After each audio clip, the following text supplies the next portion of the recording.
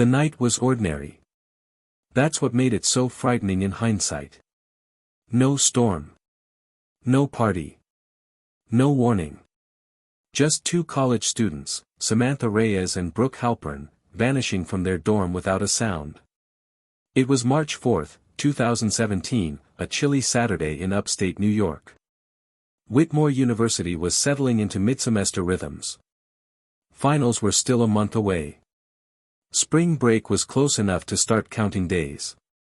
Brooke had plans to fly home to Boston. Sam was staying on campus to work extra shifts at the library. Neither of them showed signs of stress. No strange behavior. No threats. Just quiet, typical college life. They lived in Westmere Hall, a faded brick dorm built in the late 1960s, 4 floors, dim lighting, always slightly too cold in the winter. Room 324 faced the inner quad, with a narrow view of the campus chapel and a footpath below. Nothing fancy. Just enough space for 2 beds, 2 desks, and the usual clutter of late-night snacks and laundry they swore they'd fold tomorrow. Their RA, Julia Ramsey, last saw them at 9:36 p.m. Brooke had been heating instant noodles in the dorm microwave. Sam was stretched out on her bed reading a dog-eared paperback. Julia only stopped by to remind them of the next fire drill. At 10:02 p.m., Sam sent a text to her boyfriend, Matt, "Gonna shower, then maybe Netflix. You good?" That was the last message anyone ever received from her. Brooke's phone went dark around the same time. No outgoing texts. No calls. Just silence. The next morning, their room was locked. Their beds unslept in. Their phones left behind, charging on the desk. Both pairs of shoes were still by the door. No one noticed until late afternoon when Julia did her standard Sunday check-in. She knocked. No answer. She tried the master key and found the room exactly as it had been the night before. Lights off. Neat. Still. It looked staged. Like someone had recreated a college dorm from memory. Campus police were notified. At first, it was assumed the girls had left together, maybe for the weekend, maybe on impulse. But neither took clothes. IDs and wallets remained in the drawer. Passports untouched. Brooke's asthma inhaler, something she never left behind, was still beside her pillow. Parents were called. Friends questioned. Professors emailed. Flyers made. But nothing came up. No witnesses. No camera footage. Not a single sign of where they'd gone, how, or why. The campus locked down within 48 hours. Search teams combed the surrounding woods. Sniffer dogs caught a weak trail that led to the west end of campus, then nothing. Drones were flown over the nearby creek and train tracks. Still nothing. It became a national headline within 3 days. 2 college girls vanish from dorm room, no signs of struggle. By the end of the week, the FBI was involved. A reward was offered. A tip line was opened. A candlelight vigil was held on the quad. And then, silence. Leads dried up. Conspiracy theories bloomed: human trafficking, secret cults, serial killers, government abduction. None of them stuck. The internet dissected every photo the girls had ever posted, zoomed into background reflections, hunted through Spotify playlists and Venmo histories. A grainy photo of 2 figures boarding a bus in Binghamton even sparked brief media frenzy, until they were identified as tourists from Denmark. By 2018, the case was cold. By 2020, the dorm had been repainted, recarpeted, and reassigned to freshmen who had no idea they were living in a room that had once swallowed 2 people whole. Until 6 years later, when a college sophomore was using Google Street View to check out off-campus apartments. He clicked up Westmere Drive out of curiosity, turning the camera left toward the dorms. And paused. There, in the window of room 324, on a still image dated July 2023, stood 2 figures. Not moving. Not waving. Just watching. And then they were gone. The screenshot hit Reddit at 2:17 a.m. on a Thursday. Posted by a Whitmore sophomore under the username @QuadSurvivor, the thread's title was simple. Why are there two people standing in a dorm window where those girls disappeared? The image showed Westmere Hall, midsummer, sunlight slanting across its red brick facade.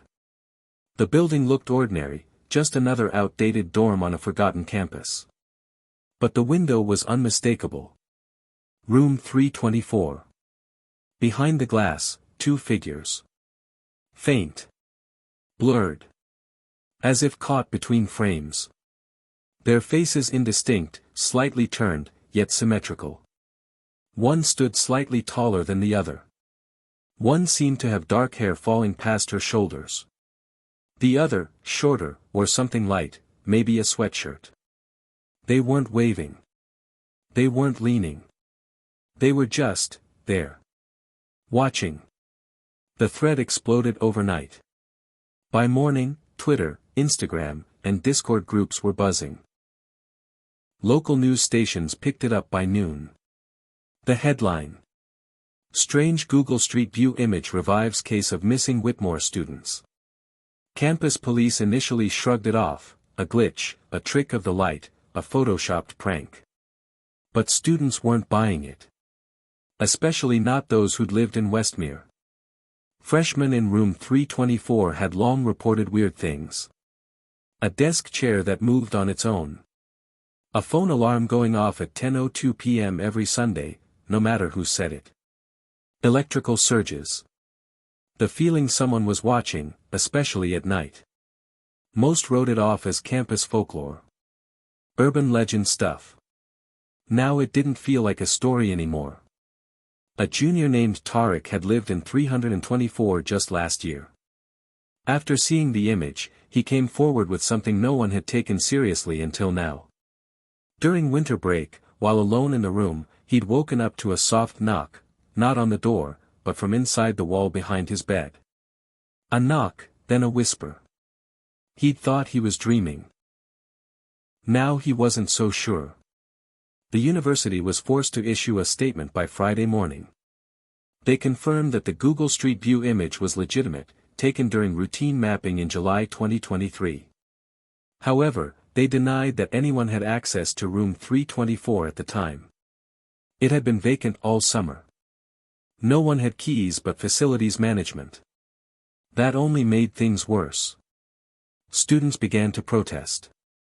Demanded a full reinvestigation. Within 48 hours, Whitmore was swarmed by national media once again. The Reyes and Halpern families, long fractured by grief and time, were suddenly pulled back into the spotlight. Samantha's mother, Angela, gave a shaky press conference outside their home in Yonkers. "If my daughter is alive, if she's out there, I need to know. And if this is a hoax, it's the cruelest thing anyone's ever done to us." Campus security sealed off the dorm floor. Room 324 was now a crime scene again. The image was sent to FBI cyber analysis. Experts pored over the pixels, lighting, shadows. But there was no evidence of digital manipulation. No duplication artifacts. No compression flaws. No signs the figures had been added after the fact. Which left one explanation: they were really there. For 6 years, detectives had torn apart every detail of the girls' last night on campus. But not once had they considered that someone, or something, might still be inside the dorm. A full structural sweep was ordered. Thermal scanners, floor-penetrating radar, even cadaver dogs. And then something strange happened. At 3:11 a.m. on the first night of the renewed search, a campus officer doing rounds reported movement on the third floor of Westmere Hall. He saw a light flicker inside 324. Heard something fall. By the time he reached the door, it was locked from the inside. It took 10 minutes to breach it. The room was empty. But the lights were on. The closet door was ajar. And drawn in the dust on the inside of the window was a crude smiley face. Security footage. Corrupted. The hallway camera that had been functioning hours earlier now displayed only static from 2:57 to 3:17 a.m.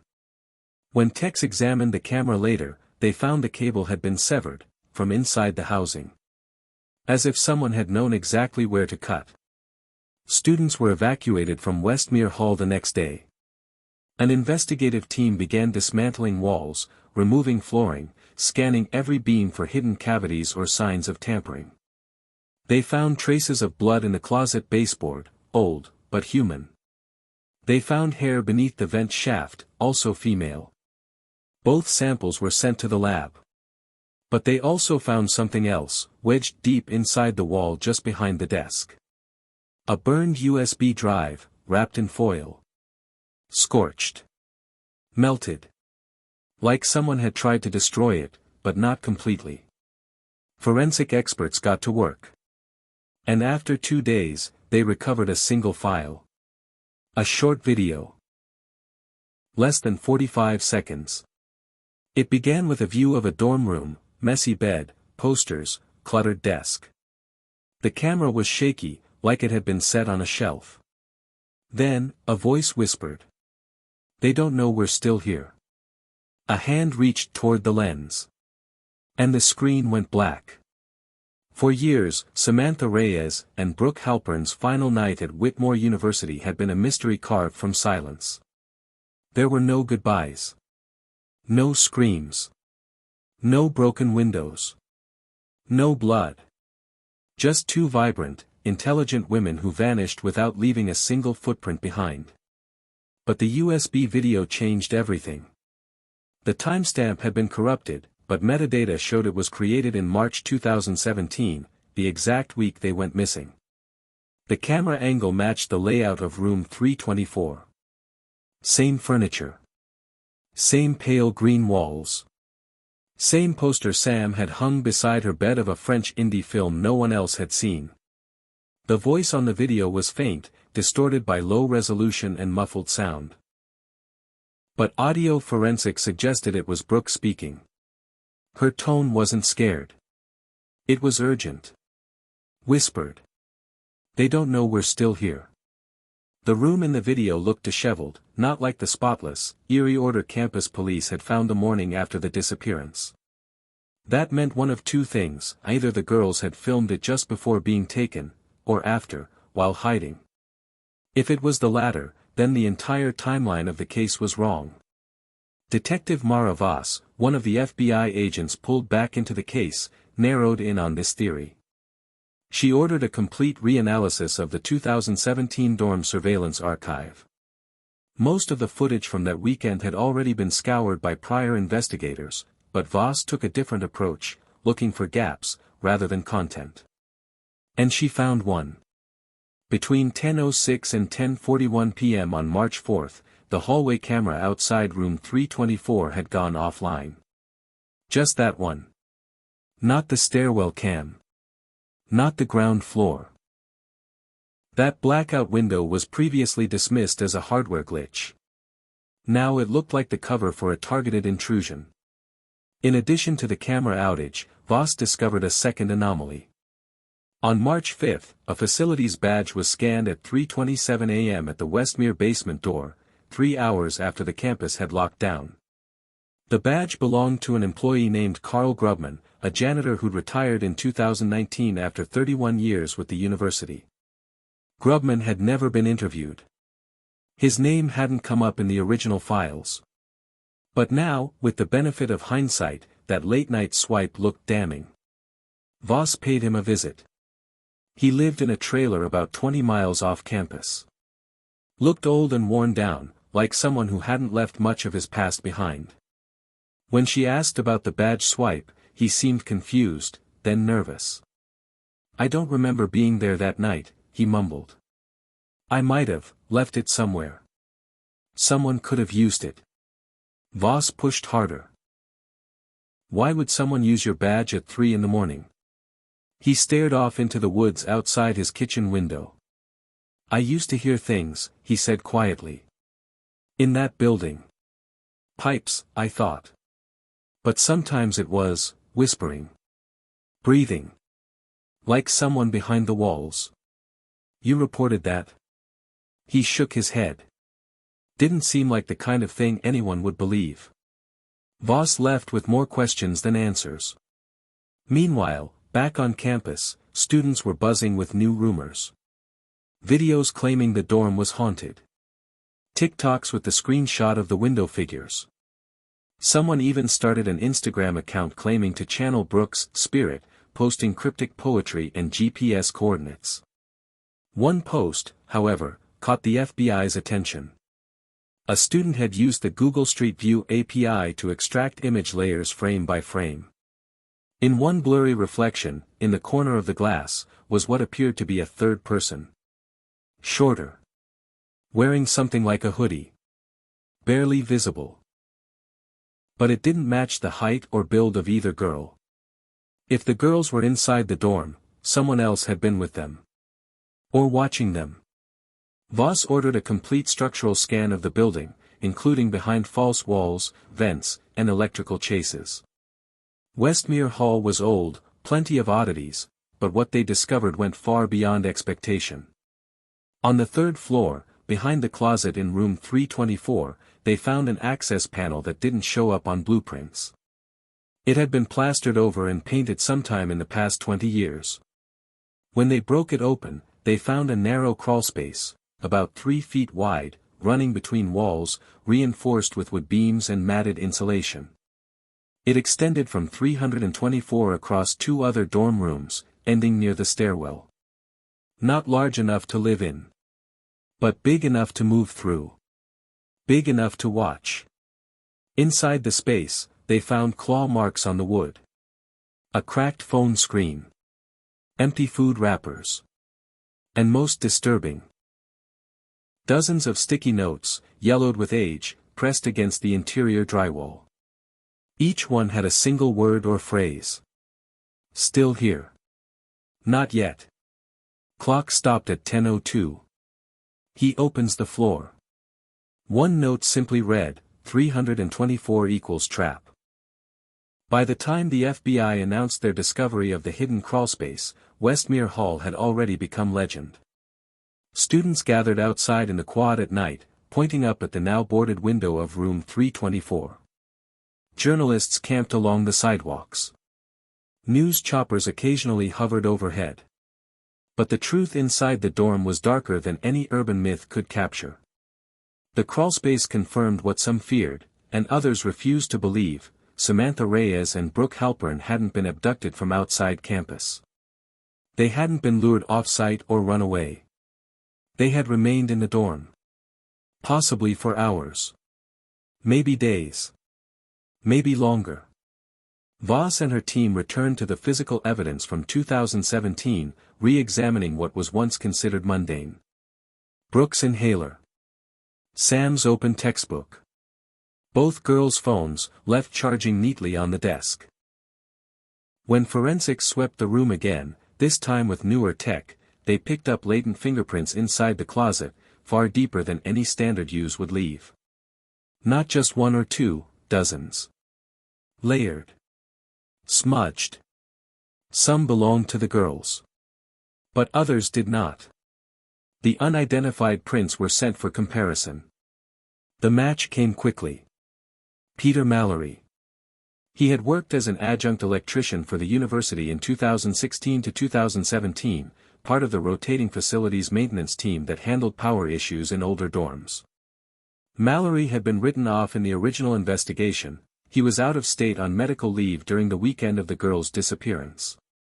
But the fingerprints proved he'd been in their room at some point, unreported, undocumented. When Voss requested his employment records, she found something strange. Mallory had filed 6 work orders for Westmere Hall in the spring of 2017, all approved, but the job logs were missing. The handwritten forms had been removed from archive boxes sometime in the last 3 years. Quietly. Without triggering any digital logs. They confronted Mallory. He was living alone in a cabin 2 counties north. Early 60s. Gaunt. Reclusive. Denied knowing anything about the girls or the crawlspace. I just fixed lights, he said. That building always had flickering problems. But when presented with the sticky notes, photos of the ones found in the wall, he stared at them too long. His breathing changed. I didn't write those, he whispered. I saw notes like that once, years ago. Someone taped one to my toolbox. Said, "They see you." I thought it was a joke. Voss leaned forward. Who's they, Mr. Mallory? He shook his head. I don't know. Campus records showed Mallory had been in room 324 exactly 4 weeks before the girls vanished. A student had submitted a request about a buzzing vent. Mallory had supposedly fixed it and left. But a roommate of the girl who filed the request, now living in California, said they remembered something unsettling about the visit. He stayed too long, the former student told Voss by phone.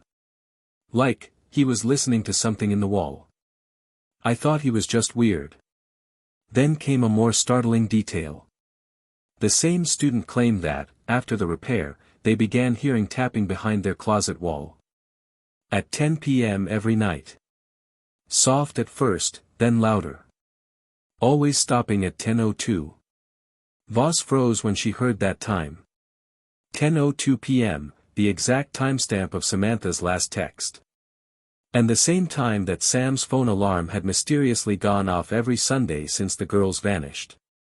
As they dug deeper into Mallory's past, more inconsistencies surfaced. Unreported entries into student dorms. Claims that he'd used crawlspaces for wiring work that didn't exist. And worse, unsolved disappearances in 2 other schools he'd worked for before Whitmore. In each case, the pattern was eerily similar. Female students. Rooms on upper floors. Old buildings with ventilation shafts and maintenance closets that connected to forgotten spaces. Mallory was taken into custody, but denied everything. Without concrete evidence, they couldn't charge him for the disappearances. Only for tampering with university logs. Still, Voss was convinced, he hadn't acted alone. Meanwhile, back on campus, a quiet storm was brewing within the families. Angela Reyes and Lauren Halpern hadn't spoken in over 4 years, grief had torn them apart. But now, with renewed attention on the case, they met in person for the first time since the memorial service. They stood under a sycamore tree near the library where Sam once worked. I still hear her voice, Angela said. Not her real voice, just echoes. Like, what she would have said to me. Lauren didn't speak. Her hands were clenched in her coat pockets. Then, softly, I saw the photo. Angela turned. Lauren's eyes were red. The window one. That was Brooke. I know it. I know how she stands when she's nervous. She leans right. Just a little. They were alive, Angela whispered. They might still be. But something wasn't sitting right with Angela. Something about Sam's phone being left behind. About the beds being untouched. Her daughter was neat, but not staged. It felt cleaned. Arranged. Erased. When she brought this concern to Voss, the detective agreed. What if the room hadn't been left behind by 2 girls in a rush, but reset, like a crime scene carefully disguised as an absence? The crawlspace. The sticky notes. The whisper in the video. They don't know we're still here. What if Sam and Brooke had hidden themselves? Not abducted. Hiding. Voluntarily. From someone, or something, already inside. And what if they never truly left? The email was discovered purely by chance. In the flurry of reopened files, digital backups, and dust-covered archives, an IT intern working in the Whitmore University Data Center stumbled across a corrupted server image from March 2017. It was labeled Dorm Wi-Fi Logging, Westmere 3F. Most of it was unusable, scrambled by age, errors, and forgotten security patches. But buried in the logs was a single recovered data fragment. A draft email from Samantha Reyes' university account. Never sent. Timestamp, March 4, 2017, 10:08 p.m. 6 minutes after her last text to Matt. The subject line was blank. The body began with, "If anything happens, check the." That was it. The sentence cut off. Mid-keystroke. Like her fingers had been lifted from the keyboard. Or torn away. Digital forensic experts traced the draft to a session from room 324's IP address. There were no failed send attempts. No follow-up drafts. Just that broken message, frozen in time. Voss stared at it for a long time. Check the what? Closet? Vents? Basement? Camera? Records? Every option felt viable, and terrifying. But it was more than just what Sam had meant to write. It was when she wrote it. 10:08. 6 minutes after her last text. 2 minutes after the hallway camera had gone offline. Whatever happened in room 324 that night began unfolding within a very narrow window. Voss ordered a reconstruction. She brought in crime scene analysts, structural engineers, and a 3D modeling team. Using original room measurements, student photos, and recent scans, they rebuilt room 324 down to the inch. Furniture, lighting, ventilation paths. Everything. Then they ran the timeline. 10:02, Sam sends text to Matt. 10:06, hallway camera goes dark. 10:08, Sam begins typing draft. 10:09, connection to university mail server drops. 10:10, Wi-Fi access point registers device disconnect. 10:11, all activity ceases. 4 minutes. That's all it took. But how? How do two people disappear in 4 minutes from a locked room without leaving a trace? The 3D reconstruction provided a clue. One of the engineers noticed something odd about the air vent behind the desk.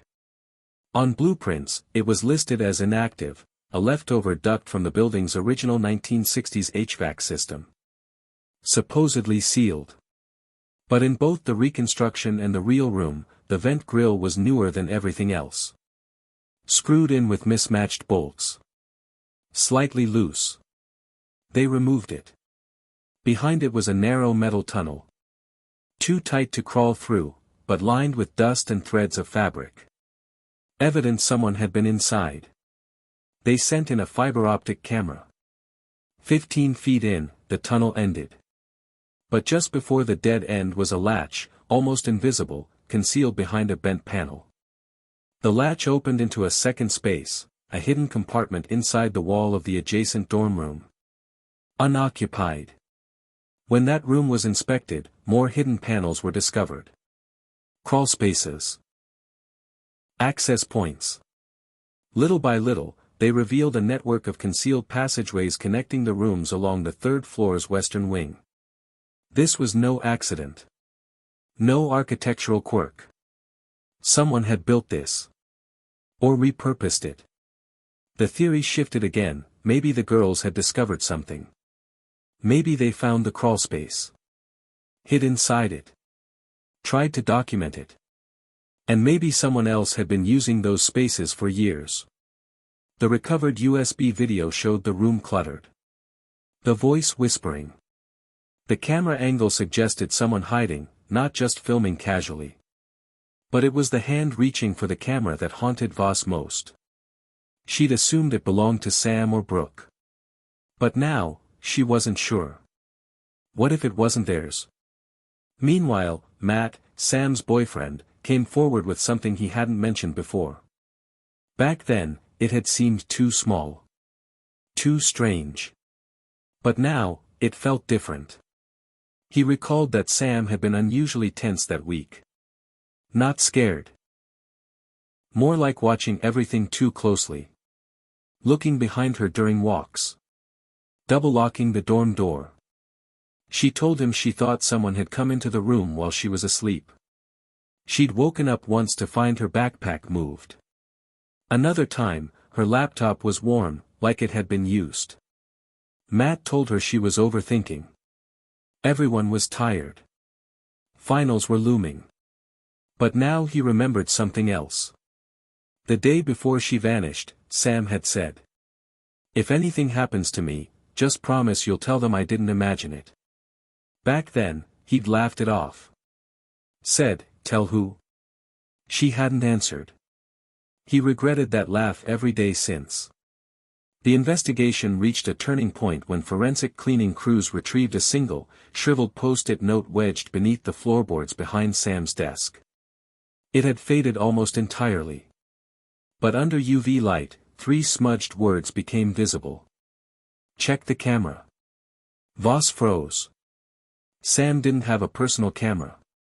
But her laptop did. They pulled it from evidence storage and sent it to a data recovery lab. The hard drive was badly degraded. But after 5 days, they found fragments of a single video file. Partially overwritten. No audio. Just 13 seconds of grainy footage from the laptop's webcam. It showed 2 girls sitting on the floor, Sam and Brooke. Their faces pale. Alert. Lit only by the screen. Behind them, the closet door stood open.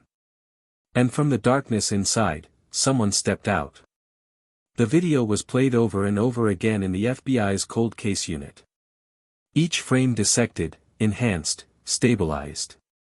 But no matter how many filters they used, no matter how carefully they slowed the footage down, the figure stepping from the closet always remained partly obscured, like the camera itself resisted focusing on them. The figure was tall. Male. That much was clear. But something about his movement was off. Not in a horror movie way, no crawling or glitching, but in a mechanical, practiced sense. He stepped forward, paused, then slowly turned his head toward the camera, like he knew he was being watched. Or perhaps, watching back. The image cut out just as his face began to come into view. Static. Then blackness. That final gesture, so deliberate, sparked panic in the room. He wasn't surprised. He wasn't startled. He was waiting.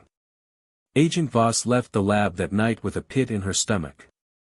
If the video was real, and they were certain it was, then the theory of voluntary disappearance collapsed. The girls hadn't gone into hiding. They hadn't run. They had been stalked. Observed. Manipulated. And eventually taken. Not by random chance. By someone who had access to their room from the inside. The question now was, who else knew? She returned to campus and requested interviews with every Westmere resident from 2017 still reachable. Students, RAs, custodians, even food delivery drivers. Some had moved. Some had passed. Some refused to speak. But one agreed. Her name was Ava Coulson. She had lived in room 322, 2 doors down from Sam and Brooke. At the time, she'd been a freshman and a bit of a loner. Known for skipping class and spending long nights playing video games. Not the kind of person who attracted much attention. When Voss arrived at her small apartment in New Jersey, Ava looked like she hadn't slept well in years. "I figured someone would come," she said softly, opening the door. Voss sat with her at a cluttered kitchen table. Ava offered coffee but didn't drink any herself. "I remember that weekend," Ava said. "Of course I do. They were nice. Quiet. Brooke always offered to print notes for people." She paused, eyes distant. "There's something I didn't tell the police back then. I didn't think it mattered. Or maybe I didn't want it to matter." Voss leaned forward. "What did you see?" Ava took a breath. "The night they disappeared, I was awake. Playing this stupid survival game online. Around 10:15, I heard something. Not like screaming. More like rustling. Like furniture being dragged. Then a loud knock. Just once. It came from inside my closet. She glanced down at her hands. I froze. I didn't open it. I couldn't. I just turned the volume up and tried to ignore it. But right after that, I heard footsteps. In the ceiling. Light ones. Crawling. Like someone was moving through the vent shafts. You're sure it wasn't your imagination? Ava gave a thin smile. I thought it was a rat. But then I saw the news the next morning. Anne. I couldn't stop thinking, what if it was one of them? What if they were trying to get out? Through the walls. Voss showed her the recovered video, just the final few seconds. Ava flinched. That's him. You recognize him? Not his face. But that posture. That turn, he used to come fix things in the dorm. I saw him once outside our floor, in the stairwell. I asked his name and he just nodded, didn't say anything. He had a patchy beard. Tools clipped to his belt. Walked with this weird calm. Peter Mallory. Ava shook her head. No. This guy was younger. Like, mid-30s. Maybe even a grad student posing as staff. I never saw a badge. That name didn't appear in any work records. But Ava remembered something else. He had a notebook. Spiral bound. Black cover. He carried it in his back pocket. That detail mattered. In one of the crawlspace compartments, investigators had recovered a piece of fabric. Torn, moldy, but bearing the imprint of spiral wire. Like a notebook had once been pressed against it. If Ava had seen someone else, someone operating in the building with no official ties, then the man in the video wasn't Mallory. That meant they'd been looking at the wrong suspect all along. Voss returned to the evidence locker that night, combing through the catalogued items from 2017. Most of it was standard: phones, clothing, notebooks, chargers. But one box caught her eye, marked simply as miscellaneous debris from maintenance tunnel. It had been sealed and forgotten. Inside, beneath dust and mouse droppings, she found a plastic wrapper. From a camera lens cleaning kit. With a receipt. It was dated March 1, 2017. Paid in cash. No name. Purchased at a small electronics store 20 miles away. The clerk still worked there. He remembered the customer because he was wearing a Whitmore University hoodie and paid in small bills, all 10s and 5s. Said he needed the kit for filming lectures. But that store also sold motion-activated nanny cams. And 2 had been sold that day. One of them was never registered. Voss ordered a search of every vent, beam, and crawlspace around room 324. 3 hours later, they found it, wired into a hollow space above the light fixture. It had long since stopped recording. Battery dead. Storage card fried. But it had a manufacturer serial number. And that serial number had a corresponding log entry in the distributor's database. It had been part of a bulk order made in 2016. By a teaching assistant in the Whitmore University Psychology Department. His name, Elias Rohn. He'd taught an experimental behavioral science class called Fear Response in Controlled Spaces. He left the university the week after the girls vanished. No forwarding address. No resignation letter. No trace. Until now. Elias Rohn's name hadn't appeared in any of the original files. Not once. Not in staff interviews. Not in faculty logs. Not even in passing through student emails or course schedules. Which was strange, considering he'd been a teaching assistant for nearly a year and had direct contact with over 200 students. But once his name surfaced, the pieces began falling into place. He'd co-led a spring seminar called PSY 390, Stimulus and Isolation, held Tuesday and Thursday evenings in a basement lecture hall beneath the Humanities Building. The course focused on sensory deprivation, mental endurance, and the psychological effects of confined environments. Sam and Brooke had both signed up for it. The roster confirmed their enrollment. That class had ended, abruptly, on March 2, 2017. 2 days before they disappeared. The lead professor, Dr. Karen Knoll, initially claimed Elias had left, due to a family emergency, but when Voss pressed her, the story shifted. "I didn't know what to say," Knoll admitted. "He vanished. One day he was grading papers, the next, nothing. I assumed he ghosted the job. But university HR had no record of him quitting. His ID badge had never been turned in. His last swipe was in Westmere Hall, 2 days before the girls vanished. The same day Mallory had been there." Voss pulled his original employment file from the archives. The application looked clean. Strong academic background. Previous TA experience at another school downstate. But then she spotted something odd: his listed reference phone number was inactive. The address was a P.O. box. And the emergency contact line? Blank. It was a ghost profile. And no one had noticed. What disturbed her more was that he'd requested a special keycard during his time as a TA, one that granted research access to non-academic buildings, including in used storage areas, basement tunnels, and off-limits dorm maintenance spaces. His request had been approved. No one revoked it. With Rowe now the prime suspect, Voss's team pulled every bit of data from the crawlspaces, hoping to find DNA or fingerprints. The best they recovered was partial DNA on a piece of electrical tape found behind a vent grill. It was degraded. But there was enough to run a familial search. What came back chilled everyone. There was a moderate probability match to an unsolved case from 1995. A woman named Ruth Langley had gone missing in Massachusetts under similar circumstances, last seen entering her apartment. Nothing stolen. No struggle. Her neighbor.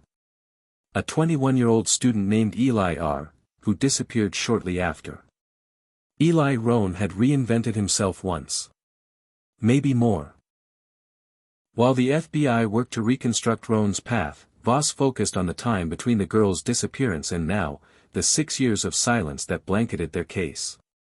She found herself back in room 324. It had been completely stripped, walls cut open, floorboards lifted, closet doors removed. Still, something about standing in the space gave her chills. She sat where Sam's bed had been. Closed her eyes. Imagined the moment, the knock, the rustling, the panic. The decision to write the unfinished email. The scramble to hide. The awareness that someone wasn't coming in, they were already there. Back in evidence, she reviewed the sticky notes again. Clock stopped at 10:02. He opens the floor. Not yet. The phrase, "he opens the floor," stuck with her. What floor? Then she remembered the renovation blueprints from 2016, maintenance had planned to replace sections of the third-floor carpeting due to water damage. The plans had been shelved due to budget cuts. But one hallway tile, just outside 324, had in fact been replaced. Not by facilities. By request from a research department, signed off by someone using the initials ER. She ordered it pulled up. Underneath was a layer of poured concrete. Fresh compared to the original floor. They drilled through it. 6 inches down, embedded in a shallow cavity, they found a small waterproof container. Inside, a black flash drive. Taped to a piece of paper with the words, "They're still watching." The data was encrypted. Advanced. Military grade. It took forensic techs days to crack it. When they did, they found video files. Dozens of them. All labeled by date. Some from 2016. Most from early 2017. All taken from inside the crawlspaces. The camera angle remained the same, just above eye level, tilted slightly down. Silent. Still. But people moved through the frames. Sam. Brooke. Other girls. At least 4 other young women the FBI hadn't identified yet. Sometimes they were asleep. Sometimes they stared at the walls, motionless. Sometimes they cried. But always, the camera kept rolling. And sometimes, someone else entered the frame. Not Roan. Not anyone on record. A man in a white lab coat. Wearing a mask. Face blurred. Expressionless. He would crouch beside them. Hold something up. Then leave. And the girls would lay back down. As if they'd been drugged. Or trained. All the files ended the same way. With static. Then a single frame of black screen, displaying 3 words in red. You're not done.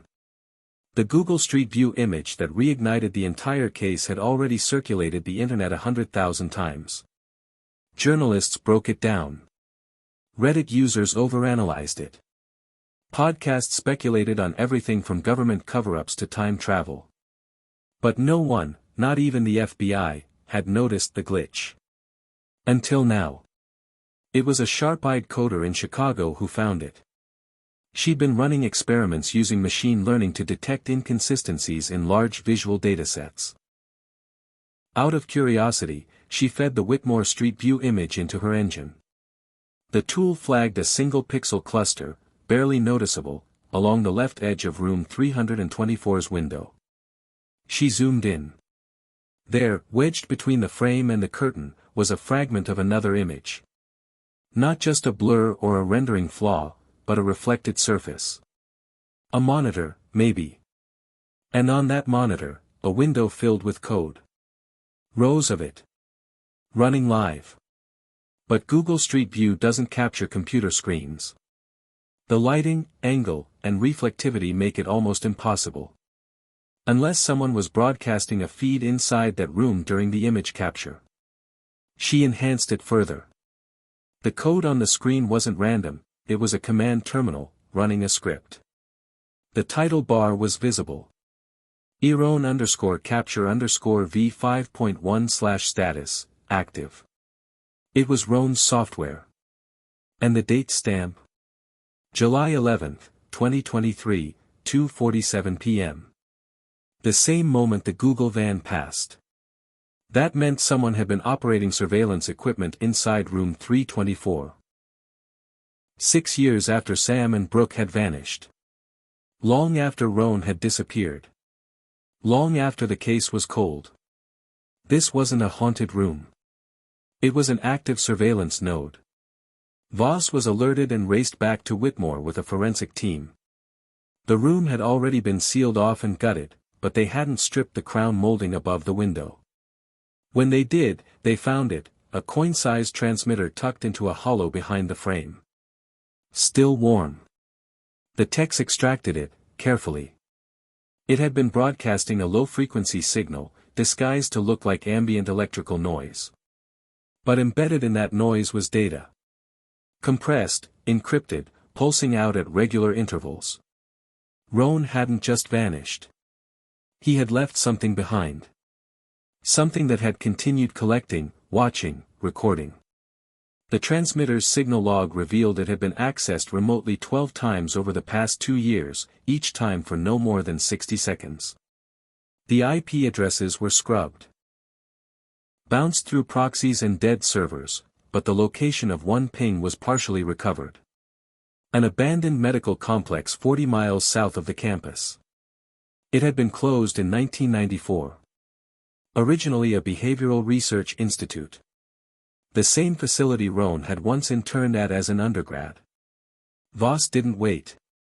She organized a team, including local law enforcement and a federal cybercrime specialist. They arrived just before dawn, fanning out across the collapsed parking lot and rust-stained loading docks. The building sagged with age. Windows shattered. Doors chained. Inside, It was chaos, files strewn, paint peeling, ceiling tiles collapsed. But deep in the west wing, in a room marked, restricted, archives, they found a series of lockers welded shut. One was still warm to the touch. They cut it open. Inside was a desktop unit. No monitor. Just a hard drive, blinking steadily. Running. Transmitting. Connected to a custom motherboard marked E-RON, primary node. The case hadn't just been sleeping. It had never stopped. They seized everything, servers, storage units, old tapes. And in a locked metal drawer at the bottom, they found a stack of labeled envelopes.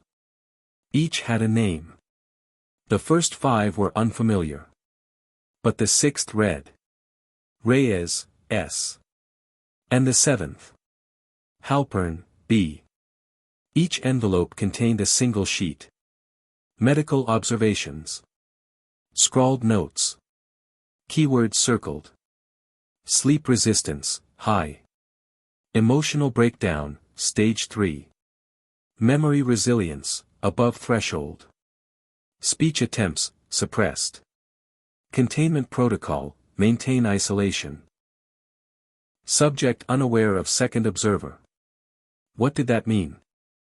Who was the second observer? Was Roan not acting alone? And then came the most chilling note of all, at the bottom of Sam's report, written in red ink. Location viable. Room remains intact. Subject still responsive. Await next phase. The date, February 2023. They hadn't died. Not yet. Somehow, somewhere, at least one of the girls was still alive. Still being studied. Still under observation. The entire case shifted again, not into a search for bodies, but into a rescue mission. Voss called in a special recovery unit. They started reanalyzing every street view image from the area. Not just the one with the window, but others. Other buildings. Old maintenance sheds. Lecture halls. Dorms. Even manholes and tunnels. In one frame, taken outside the humanities building, they spotted something strange, a person-shaped silhouette reflected in a door's glass panel. Wearing a hospital gown. Hair long. Face turned. Eyes wide. Not running. Just standing. And watching. The reflection was faint, nearly invisible, but unmistakable once seen. A narrow silhouette, standing behind the glass panel of the humanities building's south entrance. Captured by Google Street View just 6 months prior. The figure's arms hung slack. Their expression, if visible at all, was caught in a blurred sliver of light, like a long-forgotten ghost finally peeking out from behind the curtain. But it wasn't a ghost. It was a girl in a hospital gown. And the resemblance to Samantha Reyes was disturbing. Voss stared at the image on the evidence board, the low-resolution reflection enhanced as far as possible. Hair length, approximate height, even a faint mole on the left cheek, it all lined up with Sam's medical records from 2017. But there was more, the timestamp on the street view image placed it only 23 seconds before the van passed room 324. 2 images. 2 figures. 2 girls. Voss made a bold decision. She ordered every street view vehicle log from the area, cross-referencing GPS pings, camera rotations, and server timestamps. There was an unexplained 13-second delay in the vehicle's movement after passing the humanities building. Street view cars were on strict automated schedules, they didn't pause. But this one had. Just long enough for a live data feed to sync. Someone, or something, had triggered the delay. She consulted the cyber forensics team. Their conclusion, the vehicle had received an external signal, strong enough to briefly hijack its auto-navigation system. A digital tap on the shoulder. A distraction. So the person in the window was never meant to be seen. Which raised the biggest question yet. Was Samantha trying to signal someone? Or warn them? The team refocused. The hospital gown suggested medical captivity, maybe even long-term psychological conditioning. The mention of stage 3 breakdown and memory resilience in the envelope notes hinted at behavioral experiments. Isolation. Control. But most importantly, obedience. Was it possible she'd been trained not to run? Voss considered this as they reopened blueprints of every building on campus and within a 10-mile radius. The humanities building, where the reflection was captured, had a basement level that had been off-limits for years due to flooding and asbestos remediation. The university claimed it had been gutted. But the logs showed one key inconsistency. A single access badge had been scanned there. Twice. In March and again in June. The badge belonged to Dr. Elaine Harrow, a tenured psychology professor who had worked closely with Elias Rohn before his disappearance. She'd never been on the suspect list. Too well respected. Too involved in student mental health initiatives. But when approached for an interview, she refused to speak. She also refused to let them search her campus office. That was enough. Voss secured a warrant. The search revealed something horrifying. Behind a shelf of academic journals in Harrow's office, they found a narrow access panel leading to a forgotten service stairwell. Dustless. Used. It led directly beneath the humanities building, into the supposedly sealed basement. The first room was empty, aside from a set of chains and a monitoring station, unplugged, but still intact. Wires hung from the ceiling like veins. Mounted to the wall was a single cracked mirror. Beneath it, scratched into the metal panel. They see through you. Deeper inside, they found an abandoned holding space. 3 cots. Buckled restraints. A rusted medical cart. A camera embedded in the ceiling, facing down, its lens shattered. But most chilling of all was what they found in the small refrigerator unit in the corner. Inside, 7 labeled vials. Each tagged with an ID and date. S. Reyes, March 2017. B. Halpern, March 2017. Subject 3, April 2017. Subject 4, August 2017. Subject 5, November 2017.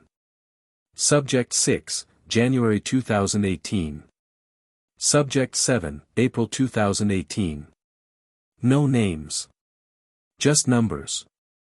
And only 2 vials were missing. Reyes and Halpern. The other 5 were untouched. This wasn't just about 2 missing girls. It was part of something larger. Something systematic. Back at headquarters, analysts tore into Harrow's digital records. One password-protected file finally gave way. Inside were encrypted logs, backups of observation cycles, and, most horrifying, a folder titled simply Contingency, S/Reyes. Inside, a time-stamped image. Dated just 4 weeks ago. It showed Samantha. Pale, underweight, hair cropped. Sitting in a chair, facing a screen, eyes wide and glassy. A red 4-line ran from her wrist to a port on the wall. She was alive. Alive, and being watched. And below the image was a chilling sentence. Condition stable. Cycle complete. Prepare transfer. Transfer? To where? The realization came hard and fast. They were moving her. Right now, she could be in transport, another hidden room, another van, another underground space. Time was running out. Voss activated a full-scale search. She released the image to internal networks, law enforcement nationwide, and hospitals flagged for behavioral isolation. Surveillance across highway toll booths. Alerts to customs and air traffic control. This wasn't just about finding Samantha anymore. It was about stopping something deeply orchestrated, something hidden in plain sight for over 6 years. And then, a tip came in. From a retired EMT. He'd seen a woman matching the photo just 2 nights prior, being moved on a stretcher into a medical transport van. No lights. No logos. Parked behind an old storm shelter, 15 miles east of Whitmore. The van pulled out at 3:12 a.m. Destination unknown. The van was gone. By the time Voss and her team reached the old storm shelter on the edge of the Whitmore Wildlife Reserve, it was empty. Just cracked pavement, rusted fencing, and tire tracks leading back toward the dense woods. The shelter had once been part of a Cold War-era civil defense initiative, built to survive a blast. Now, it was a forgotten relic, until someone repurposed it. Inside, the air was stale. Flashlights cut through layers of dust and rot. But beneath the surface, they found signs of recent occupation, fresh boot prints. Empty 4 bags. A collapsible wheelchair. And tucked in a dark corner, a food wrapper dated 2 days prior. This had been a staging site. And whoever used it had moved fast. In the far chamber of the shelter, the floor had been reinforced with steel plating, bolted over the original concrete. Voss's team pried it open and found a ladder descending into blackness. They climbed. The tunnel below was unlike anything they'd seen. Narrow. Damp. Lined with ancient brick and newer metal ductwork. Electrical cables snaked along the ceiling. At first, it seemed like a utility passage. But soon, it widened into a chamber with a strange, clinical glow. And in that chamber, they found a single folding chair, bolted to the floor. Straps on the arms. Facing a wall-mounted monitor, long dark. Behind it was another exit tunnel, sealed from the other side. A digital lock. No way through. But someone had left something behind. Taped beneath the chair was a small plastic bag containing a worn photograph. 2 girls smiling. One unmistakably Samantha. The other not Brooke. Unknown. Perhaps another subject. On the back, scrawled in fading ink. She's still inside. Voss's gut twisted. It wasn't just a taunt. It was a message. To keep going. Using a portable signal reader, the tech team followed a faint data trail from the tunnel's router, likely used for video feeds and encrypted signals. It bounced between 3 old campus servers, then vanished. But just before the signal disappeared, it pinged a local receiver. Whitmore University Hospital. Sub-basement. Wing C. That wing had been closed for asbestos remediation since 2019. But hospital maintenance records showed ongoing electrical usage. Falsely attributed to emergency backup systems. Voss didn't wait. Within the hour, she was standing at the entrance to Wing C, flanked by federal agents and a hazmat-cleared search team. The air was colder than expected. Lights buzzed intermittently. The tile was cracked and mold-ridden. They passed disused exam rooms. Surgical bays stripped of tools. Then they reached a reinforced door marked "Authorized Research Only." It had a keypad. No handle. A retired facilities worker, called in urgently, said only one person ever requested that wing be sealed but powered, Dr. Elaine Harrow. The same professor who had refused to cooperate. They cut the lock. Beyond the door was a long hallway. And at the end of that hallway, a glass observation room. Inside, a hospital bed. A monitor. A chair. And a girl. She was hooked to an 4, her frame gaunt, her hair unevenly trimmed.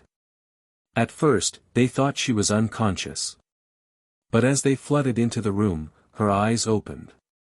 Wide. Alert. Terrified. It was Samantha Reyes. She didn't scream. She didn't speak. She just raised one trembling hand and pointed, not at them, but to a corner of the room where a small red light blinked. A camera. Still recording. Still broadcasting. Voss ran to it and yanked it free. Techs dismantled the feed. Simultaneously, agents fanned out to sweep the rest of Wing C. They found 5 other rooms. All empty now. Beds still warm. Monitors still humming. Files scattered in a rush, as if someone had fled moments before the breach. On a single terminal left behind, the last entry log read. Transfer failed. Observer compromise. Initiate fallback. There was one final discovery. In a storage cabinet near Samantha's bed, they found 7 small vials. Each labeled, numbered. 6 were full. The 7th, marked S. Reyes, was missing. And next to the cabinet was a suitcase. Inside, a white lab coat. Surgical gloves. A name tag clipped upside down. E. Roan. He had been here. Recently. But once again, he was gone. Back at headquarters, Samantha was examined. She was malnourished, sleep-deprived, but alive. The medical team said it was a miracle. Her vitals were strong. Her mind, sharper than expected. But for hours, she refused to speak.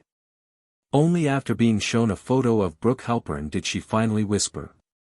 I tried to help her. I told her to stop talking when he was listening. But she kept asking questions. Tears ran down her face. They made us choose. One would stay. One would go. Voss leaned closer. Who made you choose, Samantha? She looked up slowly. Not Roan. The one above him. They called him the architect. He said we were just frameworks. Models for something bigger. She paused. He said the others were already waiting. The name chilled Voss more than she cared to admit. The architect. Not a nickname. Not an alias used casually. It came from Samantha's mouth with a weight that suggested ritual. Reverence. Or fear. Something she had been made to say, over and over again. A role. A presence. A system. And what frightened Voss most was that, despite all the years, all the searching, all the evidence they'd uncovered, no one had even heard the name until now. This wasn't just about Elias Roan anymore. He was just a middleman. A vessel. A pawn. A builder, perhaps, but not the mind behind the design. And if Roan was the builder, then someone else had drawn the blueprint. Back in the secure interview room, Samantha sat stiffly under the glare of soft lighting, now dressed in clean clothes. Her eyes darted occasionally toward corners, shadows. As if she still wasn't sure whether the cameras had stopped watching. Voss approached slowly, setting a warm drink on the table. I know this is hard, she said. But I need you to tell me about the architect. Sam didn't answer right away. Then she whispered, I never saw his face. Not fully. Only the coat. The gloves. He wore a black badge. No name. Just a symbol. What kind of symbol? She hesitated. Then, using a crayon and a napkin, she drew it, a geometric shape, concentric triangles forming a pyramid with an eye in the center. Cold. Clean. It looked like a simplified blueprint schematic, but inverted. Almost corporate. Samantha said he didn't speak much. When he did, his voice was filtered, mechanical, emotionless. Like it came through a speaker. She only ever saw him in the observation room, standing behind one-way glass, or speaking through the ceiling. But his presence changed the air. Made the walls feel closer. Tighter. He never asked questions, she said. He just watched us answer ones we weren't even asked. Voss turned the sketch over and compared it to their files. Nothing. No corporate match. No known organization. But it felt engineered. Back at the makeshift command center, a forensic analyst approached with urgency. They had managed to decrypt a portion of the storage drive found in the storm shelter. Inside, a folder titled Arch Prot Cycle 07A. Dozens of documents. Experiments. Tracking charts. Time logs. Each cycle referred to a pairing event, two subjects isolated and studied under varying conditions, light deprivation, sensory overload, social disruption. Voss recognized the subject initials. SR and BH. MK and FJ. LY and subject _alpha. The most recent file had no subject code. Just a date, March 2024. 2 months before Samantha's rescue. And in the notes, one phrase stood out. Cycle shows promise. Subject has stabilized. Awaiting architect sign-off for next phase deployment, external environment reintroduction. They hadn't planned to keep her locked up forever. They had planned to release her. Test her in the wild. Voss began to understand, these weren't kidnappings in the traditional sense. They were case studies. Long-term behavioral experiments on human adaptability, memory, loyalty, and fear. But for whom? Funded by what? She had no answers yet. But she was about to get one. At 4:17 p.m., as storm clouds gathered above the campus, an alert came through, a flagged badge entry at a secondary server node, one that hadn't been used in over 4 years. The badge? It belonged to Elaine Harrow. She was back. Agents swarmed the location, a buried tech outpost beneath the campus library. There, they found Harrow attempting to wipe the mainframe. She was arrested on the spot. But what Voss didn't expect was how calm she was. Almost relieved. It's too late now, Harrow said. You already saw her. You think you stopped it? Voss pressed her against the wall. Where's Roan? She smiled slightly. Elias? He was never in charge. Just a believer. And the architect? He's not someone you catch, she whispered. He's someone you join. Or resist. And no one resists forever. They brought Harrow in for full interrogation. She wouldn't name anyone. But she kept repeating the same phrase. The system continues. The system continues. The system continues. Meanwhile, agents recovered one final server rack from the node. It held 48 terabytes of archived footage. Notes. Conversations. GPS logs. And a master file labeled. A 31_deployment_authorization. Inside, a single-line directive. Subject Reyes to be returned to Urban Cluster Q, observe adaptive performance and stress integration. No contact unless instability detected. Samantha wasn't just a survivor. She was meant to be a field trial. Unleashed into society. Watched. Monitored. Studied. And possibly, replicated. Voss stared at the screen. There were others out there. Others who had already been released. And she had no idea who they were, or what they were becoming. For the first time in 6 years, Samantha Reyes slept through the night.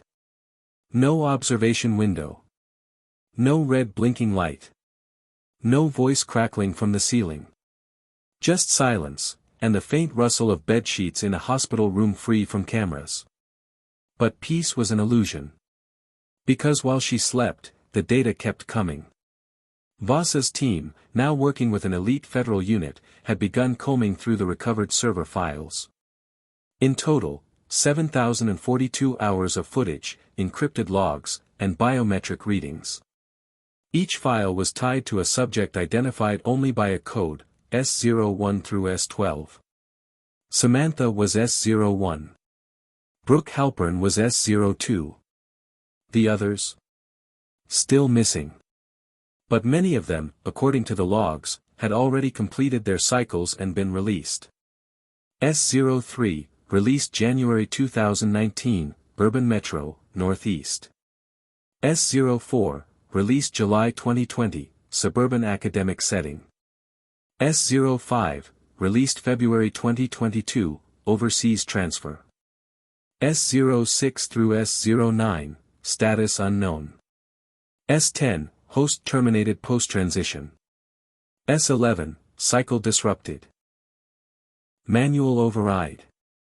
S12, Pending Final Calibration. Architect Authorized Remote Deployment. That final note was dated 2 weeks ago. Meaning another subject was on the move. Right now. The architect's system hadn't collapsed. It had simply migrated. Voss had hoped that taking down the core facility, arresting Harrow, and recovering Samantha might be the end. But it was only a breach in something far more intricate. Something distributed, like a web stretched across countries, disciplines, universities, labs. Invisible until it chose to reveal itself. Back in the interview room, Samantha was more lucid now. Her memory clearer. She recalled more names, first names, of other subjects. Maya. Lynn. Carter. A girl who hummed in her sleep. A boy who never spoke but always watched. But one thing stood out. I don't think I was the first, she said. Voss paused. What do you mean? They talked about earlier cycles. Ones that didn't adapt. Ones they had to start over. But there was one subject they always whispered about. The architect's favorite. She looked straight at Voss. He got out. That changed everything. There was at least one subject, perhaps from before even Sam and Brooke, who had completed the full cycle, undetected, living in the real world. Possibly thriving. Possibly influencing others. A sleeper prototype. And then the breakthrough came. Late one night, a tech analyst pinged Voss's line. They'd been running facial recognition software on crowdsourced video footage from public events over the last 5 years, focusing on faces that triggered a prolonged anomaly rating, individuals who appeared repeatedly in surveillance across different states, without any linked digital footprint. One of them was a man. Early 30s. Dark hair. Neutral expressions. No ID. No social media. Always slightly in the background. But present at 6 different locations where subjects were last seen. Airports. Bus terminals. University towns. Always there just before someone vanished. And then the chilling part. A Street View update, captured just 3 months ago, outside a public library in Delaware, showed him again. Standing still on the sidewalk. Looking directly at the camera. Not surprised. Not caught off guard. Smiling. He matched an early composite sketch from the Massachusetts case, the one tied to Ruth Langley's disappearance in 1995. If that was him, he would now be in his 50s. But the man in the photo looked barely 30. Was it a relative? A copy?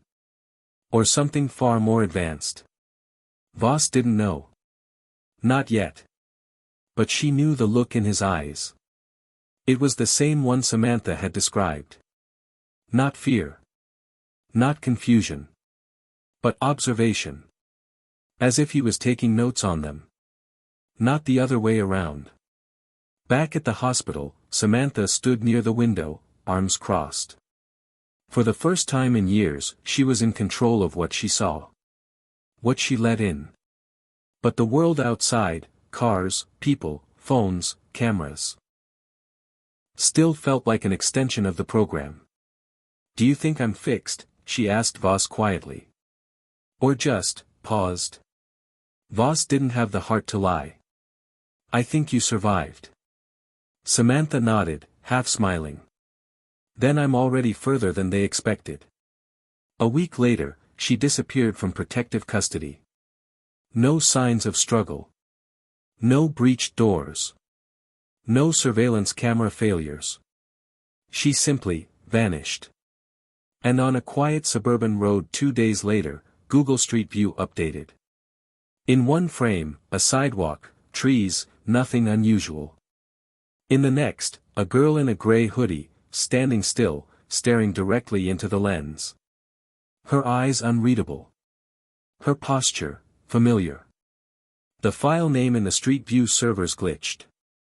For a few seconds, it displayed one word. Observer.